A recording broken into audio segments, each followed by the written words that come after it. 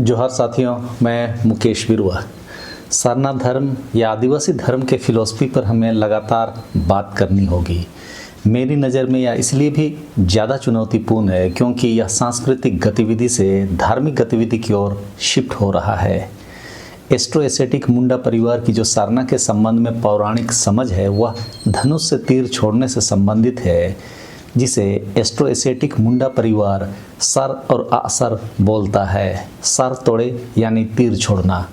मैंने अपने कई सारे वीडियो में सरना की फिलॉसफी को, सरना की उत्पत्ति को, सरना शब्द की उत्पत्ति को बताया है। आप विस्तार से समझने के लिए देख सकते हैं। लेकिन हम लोग किस तरह धार्मिक होते जा रहे हैं, इसे भी आज समझने की ज़रूरत है।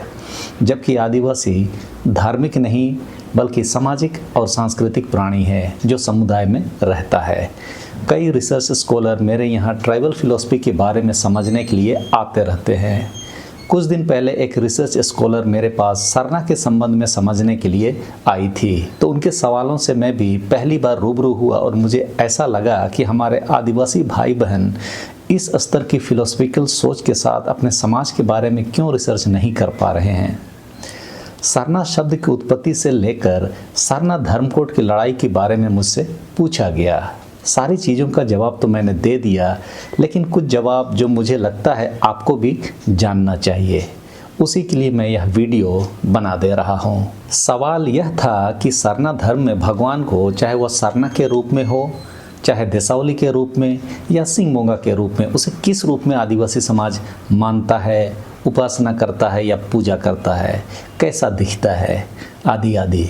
अब इसका जवाब एस्ट्रो एसेटिक मुंडा परिवार के हम लोग, जिसमें मुंडा, संताल और हो समाज के आदिवासी प्रमुखता से आते हैं, सीधे तौर पर इसका जवाब नहीं दे सकते, क्योंकि आदिवासियों के पास बाहरी दुनिया के लोगों को समझाने के लिए अपने शब्दकोश की कमी है। अपनी बातों को व्यक्त करने के लिए उनके शब्दावली में हमारे विचार फिट नहीं बैठते हैं। वास्तव में आदिवासी प्रकृति को मानते हैं तो स्वाभाविक सी बात है कि वह मनुष्य के रूप में तो नहीं दिखेगा, किसी जानवर के रूप में भी नहीं दिखेगा।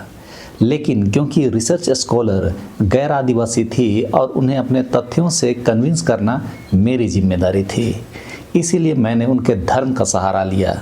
मैंने उनसे पूछा कि आप राम को मानते हैं? उन्होंने जवाब दिया हाँ। मैंने पूछा आप शिव को मानते हैं? उन्होंने जवाब दिया हाँ। तो मैंने बताया जैसे ही राम या जैसे ही शिव का नाम आता है, आपके दिमाग में एक फिगर सामने आता है, क्योंकि आप उसकी उपासना करते हैं। लेकिन सवाल यह भी यहाँ उठता है कि कैमरे का इजाद तो मुश्किल से 200 साल पहले हुआ था, फिर इन लोगों का फ़ोटो कैसे खींचा, किसने खींचा? तो वो भी सोचने लगी। तब मैंने पीके मूवी का डायलॉग याद कराया कि देखिए, यह सब जो फिगर है रॉन्ग नंबर लगने के कारण आपके दिमाग में फिट कर दिया गया है। रॉन्ग नंबर क्या है? माथा टेकाओ, काम हो जाएगा। रॉन्ग नंबर, ये रॉन्ग नंबर है। क्या है? Wrong number. विज्ञान के नज़र में जो भी स्वरूप राम के रूप में या शिव के रूप में हमारे सामने है, वह विज्ञान से परे आस्था में डुबकी लगाकर आपके दिमाग में फिट कर दिया गया है। और जब आज आप राम का नाम लेते हैं तो तुरंत आपके दिमाग में वह फिगर सामने आता है। शिव का नाम लिया जाता है तो वह फिगर आपके सामने दिमाग में आ जाता है। लेकिन आदिवासियों के जो भी आस्था के केंद्र हैं, चाहे वह सिंगमोंगा हो, सरना हो, देसावली हो, ऐसा कोई फिगर सौभाग्य से प्लांट नहीं किया जा सका है, जिस कारण से आदिवासी के भगवानों का कोई स्वरूप नहीं है। विज्ञान की दृष्टि से यदि इसे समझें तो जो भी भगवान के रूप में आदिवासी मानते हैं वे सभी प्राकृतिक शक्ति के केंद्र हैं। और यह प्राकृतिक शक्ति क्या है?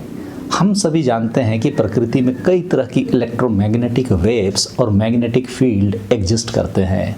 जैसे ब्रह्मांड में ग्रेविटेशनल फील्ड, पृथ्वी के 2 ध्रुव उत्तर और दक्षिण के मैग्नेटिक प्रभाव के कारण magnetic field, electric field, quark field, Higgs field आदि बहुत सारे चुंबकीय और दूसरी तरह के फील्ड इस धरती के इर्द गिर्द और धरती में विद्यमान हैं। आदिवासियों के जो आस्था के केंद्र हैं वह सभी यही प्राकृतिक शक्तियाँ होती है। हमारे हो समाज में सिंगमोंगा उस शक्ति को बोलते हैं जो सर्वशक्तिमान है, यानी वह हर जगह और सभी शक्तियों से बड़ा है। या ऐसे कह सकते हैं कि सिंगमोंगा ही सभी शक्तियों का जन्मदाता है। सामाजिक और सांस्कृतिक तौर पर हो समाज सिंह बोंगा को सभी अपने बोंगा बुरु, देखिए बोंगा बुरु गैर आदिवासियों की तरह के देवी देवता तो नहीं होते, लेकिन समझाने के लिए हम हिंदी में देवी देवता बोल दे रहे हैं। तो अपने सभी बोंगा बुरु से ऊपर हम लोग सिंह बोंगा को मानते हैं।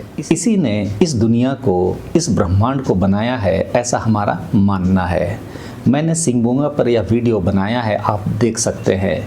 विज्ञान ने हालिया दिनों में आदिवासी समाज के इस सिंह बोंगा के फिलॉसफी को समझने के लिए कुछ प्रयास किए, जिसका नतीजा सामने आया और उसे दुनिया ने एक फील्ड के रूप में नाम दिया। यह वह मैग्नेटिक क्षेत्र है जिसके क्षेत्र में प्रवेश करने से मासलेस पार्टिकल में भी मास उत्पन्न हो जाता है, यानी भारहीन पदार्थ में भार उत्पन्न हो जाता है। साधारण बोलचाल की भाषा में हम कह सकते हैं कि इस मैग्नेटिक क्षेत्र हिग्स फील्ड के कारण इस धरती में जलवायु और प्रकृति उत्पन्न हो पाया। विज्ञान भी हिग्स फील्ड को पूरे ब्रह्मांड में एक समान उपस्थिति दिखाता है, चाहे आसमान में हो, चाहे धरती में हो या धरती के अंदर, हर जगह हिग्स फील्ड एक समान होता है। उसी तरह एस्ट्रोएसेटिक मुंडा परिवार का जो सिंह बोंगा की फिलॉसफी है, वह भी सर्वत्र पाया जाने वाला एक शक्ति है, जबकि देसावली, जायरा, पावनी इत्यादि किसी खास क्षेत्र में मौजूद मैग्नेटिक फील्ड को कहते हैं, जिसे सामाजिक और सांस्कृतिक दृष्टि से देसावली, जायरा, पावनी आदि आदिवासी समाज कहता है। तो मैंने उन्हें यह बताया क्योंकि आदिवासियों के दिमाग में ऐसा कोई फिगर रॉन्ग नंबर से प्लांट नहीं हो पाया। इसी कारण से हमारे बोंगा बुरु यानी आदिवासियों के आस्था के जो केंद्र हैं उसका स्वरूप नहीं है, जैसा कि दूसरे धर्म के लोगों का भगवान का स्वरूप है। ये तो हुआ वह जानकारी। मुझे लगता है कि सभी आदिवासियों को अपने फिलॉसफी के बारे में बेहतर समझ स्थापित करने के लिए ऐसी समझ को विकसित करना होगा जिससे आने वाली पीढ़ी को हम बता सकें कि हमारे भगवान दिखते नहीं हैं, महसूस किए जाते हैं। क्योंकि ये जो फील्ड है, चाहे इलेक्ट्रिक हो, मैग्नेटिक हो, ग्रेविटेशनल हो, ये महसूस करने की चीज़ है, ना कि देखने की। ग्रेविटेशनल फील्ड को कोई भी आदमी देख नहीं सकता। हम लोग सभी जानते हैं कि उसी के कारण हमारा वजन है, बस हम महसूस करते हैं।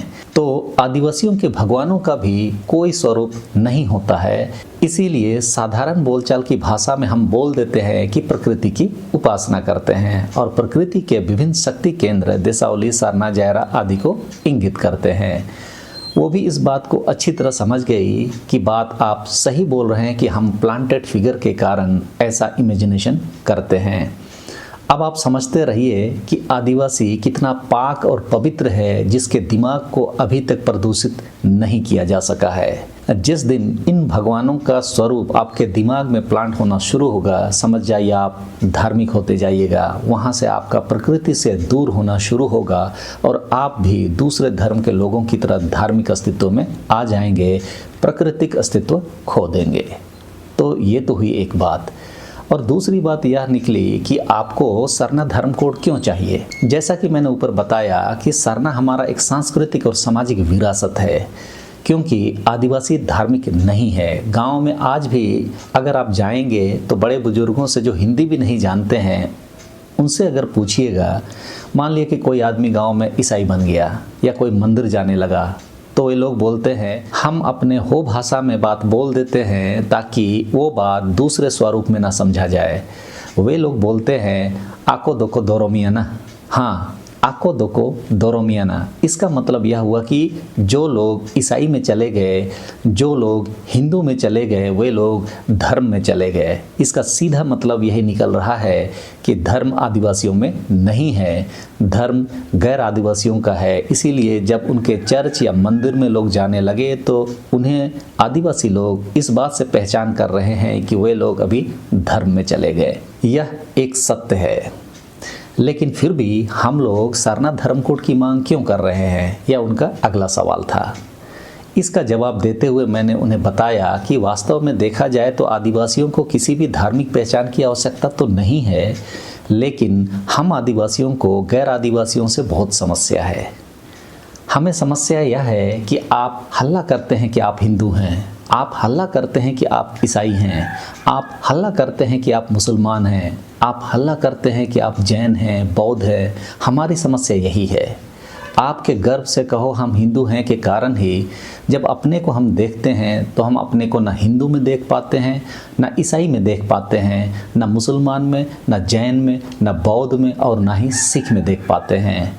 आपके हल्ला करने के कारण ही हमें भी अपनी पहचान का संकट समझ आने लगा। इसीलिए हमें हिंदू, मुसलमान, सिख, ईसाई, जैन और बौद्ध के अलावा अपनी अलग पहचान चाहिए और वह पहचान हमने सरना के रूप में अपनाया है, जो सामाजिक और सांस्कृतिक गतिविधि का केंद्र है। पहचान के लिए हमने इस नाम को स्वीकार किया है, अपनाया है। जिस दिन आप गर्व से कहो हम हिंदू हैं या आप अपना धर्म बोलना बंद कर देंगे, हम आदिवासियों को ऐसे पहचान की कोई आवश्यकता नहीं है। तो मेरे इस जवाब से रिसर्च स्कॉलर को तो अपना जवाब मिल गया, लेकिन हमारे कितने ही आदिवासी भाई बहनों को मेरी इन बातों की समझ हो पाई या नहीं, मुझे नहीं पता। मैं जब इस तरह की बातें कहता हूँ तो उसके पीछे मेरी आदिवासियत के बारे में, अपने सामाजिक और सांस्कृतिक विधाओं के बारे में मेरी समझ को व्यक्त करता हूँ। मुझे लगा कि इन बातों से आदिवासी समाज को कुछ अपनी समझ शेयर कर सकता हूँ, इसीलिए मैंने ये बातें वीडियो के रूप में आपके सामने ला दी है। आपको ये बातें कैसी लगी ज़रूर बताएं। बाकी प्रकृति को समझते रहें। सबों को धन्यवाद। जोहार।